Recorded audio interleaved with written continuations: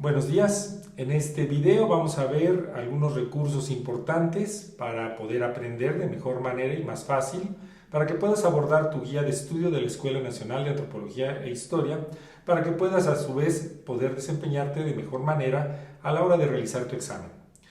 Es importante que aprendas, que sepas que nosotros aprendemos con todo el cerebro.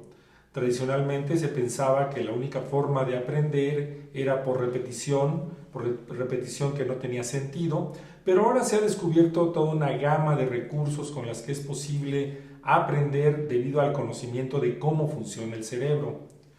Nosotros aprendemos con tres sentidos: el sentido visual, el sentido auditivo y el sentido kinestésico. Son diversos recursos con los que podemos aprender. Además, es importante saber que aprendemos del lado izquierdo del cerebro de una manera, como detallaremos más adelante, y del lado derecho de otra. Nosotros aprendemos con todo el cuerpo e incluso moviéndonos de una manera ordenada con todo el sistema locomotor. Ello se debe a la forma en que está organizado el cerebro en el proceso evolutivo, en el que en algún momento el cerebro funcionó para controlar el movimiento del cuerpo de los peces. En una siguiente fase, cuando los peces salieron al agua, surgieron los anfibios, cambió la estructura de organización del cuerpo y requirió de un nuevo cerebro que cubrió al otro.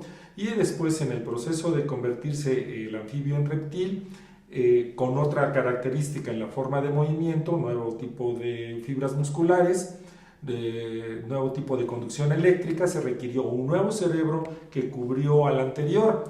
Cuando surgen los mamíferos, surge un nuevo tipo de cerebro que cubre al anterior con características diferentes, animales de sangre caliente. Y cuando nosotros empezamos a surgir como seres humanos, el proceso evolutivo nos lleva al proceso de bipedestación. Surge un nuevo tipo de cerebro que además nos da la característica y la posibilidad de aprender. Vamos a hablar en este momento en las cualidades del aprendizaje del cerebro en su lado izquierdo. El lado izquierdo del cerebro tiende a ser más racional, secuencial, más matemático, más amable con la información que se procesa o se le proporciona de modo lineal, uno tras otro. Tendemos a analizar con el lado izquierdo del cerebro. Es aquel con el que planeamos y hacemos estrategias de acción. Somos muy prácticos cuando utilizamos este lado del cerebro. El cerebro izquierdo quiere tener control y esto es muy importante para poder realizar todo tipo de actividades. Utiliza el lenguaje, que es de suyo una acción secuencial, a pesar de que haya manejos que pueden hablar de varios niveles. El cerebro izquierdo tiende a buscar el realismo y ayuda al cálculo, ayuda al proceso matemático, realización de ecuaciones, por ejemplo. Hay cierto orden secuencial que se debe seguir para el funcionamiento adecuado de este cerebro. Y es un recurso muy importante. Desgraciadamente se había pensado que su característica de funcionamiento era la única que se podía utilizar. Sin embargo, existe el funcionamiento del lado derecho del cerebro.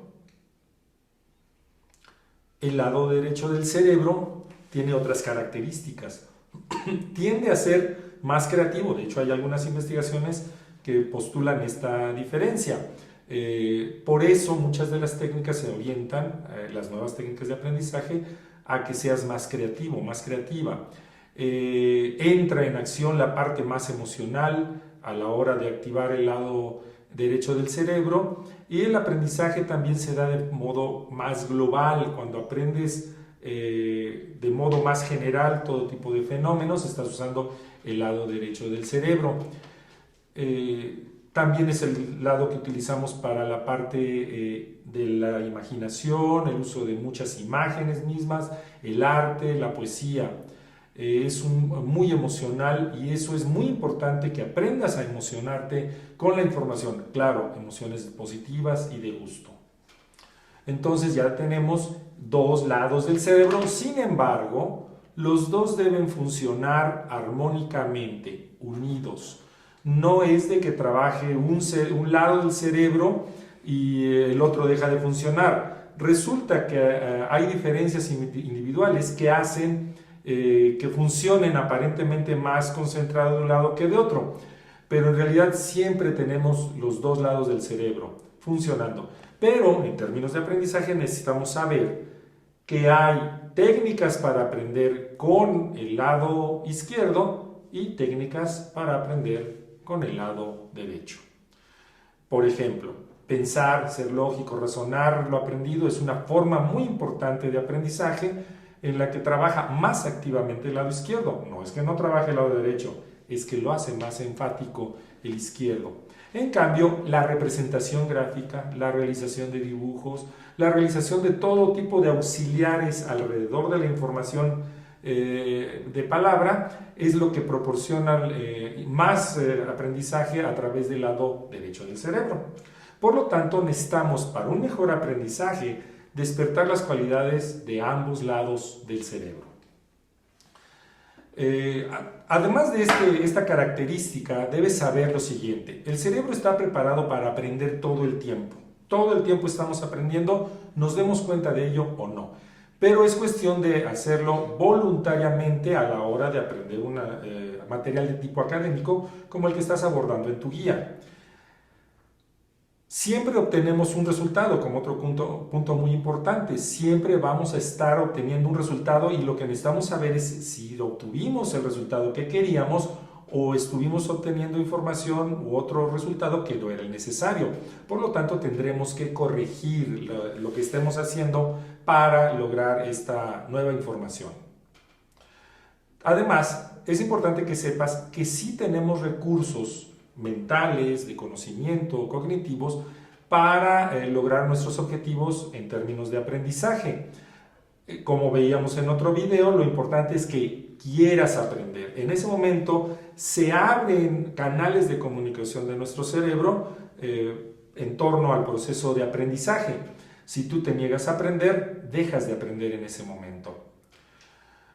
Además, debes recordar lo siguiente: toda conducta que hagas en torno a tu proceso de aprendizaje tiene un objetivo positivo, incluso el que se te olvide información, que pudiera ser desastroso a la hora de hacer un examen. Por eso no hay que estudiar un día antes, hay que estudiar varios días antes para poder tener más consolidada la información, como un ejemplo. Pero incluso en esos casos que tú dices, es que yo no puedo aprender, tu cerebro está utilizando sus recursos de la mejor manera para que aprendas, pero te está protegiendo de información que ahorita no puedes procesar. En otro video veremos cómo puedes compensar este tipo de situaciones. Además, debes saber lo siguiente: nuestro cerebro trabaja por medio de lo que se llama la profecía autocumplidora. Esto quiere decir que tú debes saber qué quieres lograr y estar convencido, convencida de que lo vas a lograr. Si tú dices, voy a aprender este material, lo vas a aprender, lo afirmas. Si tú dices, yo voy a pasar mi examen, tú vas a pasar el examen. O por lo menos, se ha encontrado incluso estadísticamente, aumenta el número de probabilidades de que sí logres tus objetivos. Por lo tanto, tomas el control, puedes hacer estrategias personales para aprender mejor. Y lo importante es que tú ganes recursos, y ese es uno de los planes de estos videos, que tengas mejores recursos en términos de aprendizaje. Además, debes saber, aprendemos en dos niveles, consciente e inconsciente, y hay técnicas orientadas a cada uno de los dos niveles. Por lo tanto, no te preocupes si resulta que repasas un material y no estás aprendiendo aparentemente nada. Está entrando en alguna zona de tu cerebro y vamos a ver cómo hacer para que la puedas sacar de este tipo de información. Bueno, también debo informarte de algo. Todos tenemos 8 tipos de inteligencias. Por ejemplo, la inteligencia lingüística. ¿Sí? Esta inteligencia se desarrolla principalmente en el manejo del lenguaje. La persona que se especializa, como los literatos, como los poetas, por ejemplo. También tenemos la inteligencia lógico-matemática. Esta inteligencia nos permite desarrollar todo lo que sea el cálculo en sus diferentes niveles y el conocimiento de la realidad por medio de el manejo matemático. También está la inteligencia visual espacial, que utilizan principalmente los artistas en términos del acomodo de la imagen para que sea visualmente atractiva, para que sea interesante, para que exprese emociones, pensamientos, ideas. La inteligencia musical la utilizamos mucho cuando estamos aprendiendo a manejar un instrumento musical y se puede desarrollar en diferentes niveles hasta llegar incluso a la capacidad máxima, al desempeño de los artistas, ¿sí? De los genios incluso de la música. Está la inteligencia ecológica naturalista. Esta inteligencia tiene como función que descubramos que existe la naturaleza como algo importante, que nosotros somos parte de la misma, pero al mismo tiempo que todo lo acto que nosotros realizamos se conecta con otros actos de otras personas. No llevemos esto a un nivel necesariamente místico, simple y sencillamente que lo que tú haces hoy repercute en el futuro, lo que dejas de hacer hoy también repercute, y toda medida que tomes para mejorar te va a ayudar. Está además la inteligencia intrapersonal, que nos permite conocernos a nosotros mismos, y está la inteligencia interpersonal, que nos ayuda a conocer a otras personas. Todos necesitamos aprender a relacionarnos con otros. Habrá personas que sean muy lógico-matemáticos, pero no tienen capacidad para relacionarse. Ahí hay necesidad de aprendizaje de recursos. Y la principal inteligencia, desde mi punto de vista, la inteligencia corporal kinestésica o sinestésico-corporal, en la que siempre vamos a estar involucrados, porque no importa, leemos, escribimos, hacemos operaciones, hacemos cálculos, hacemos manejo de imágenes, tocamos instrumentos, vemos interrelaciones, nos conocemos a otras personas, siempre vamos a manejar nuestro cuerpo. Eso es muy importante que tú lo sepas.